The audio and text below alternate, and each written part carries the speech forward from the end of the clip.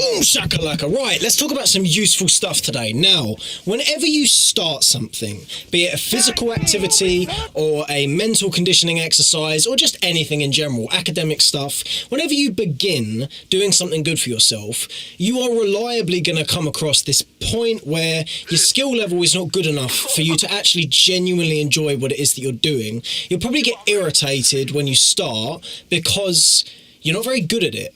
And in this time, when you first begin learning a behaviour that is good for you, it's very easy to stop doing the thing because basically you're just pissed off. You don't like the feeling of not being good at something. And when that happens, and when people don't choose to persevere through the point where you're not very good at something, you lose all of the good.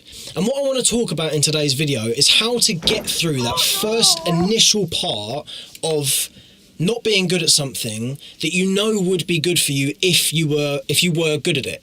Now, I shall say, first of all, when you start something and you're not good at it, don't expect to enjoy it a tremendous amount. You might enjoy the feeling of learning something new, and they'll come when you get the technique right that one time. Don't know why I did a golf swing there. I've never played golf before. When you get the technique right, you will feel good for it. But for a large portion of the learning process at the beginning, it's going to feel arduous and it's going to feel hard, and that's why people stop doing it.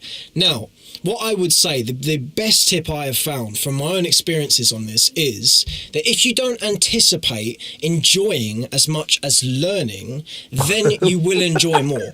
Because you've reframed the process to a point where you think, right, I've never done this before, so I'm not supposed to be good at it. So let's wind it back a bit and let's just learn how to do this thing. And in the process of learning, you can then reframe to the point where you'll go, everything you learn, everything that pushes you one step forward will feel like a success. And that's the thing that is missed when people first start doing something good for themselves, is they don't reward themselves for the minute positive lessons, and as a result of that they'll get more and more demoralized, and then they'll be less and less likely to do it. So when you first start something, don't expect to be magical at it, and when you're not, I don't even know what you'd say. Don't take the piss out of yourself for it. Don't be annoyed with yourself for not doing it well, because you wouldn't expect to be able to lift 500 pounds in a deadlift even, before you'd ever lifted a weight before. So don't expect yourself to do it with anything else.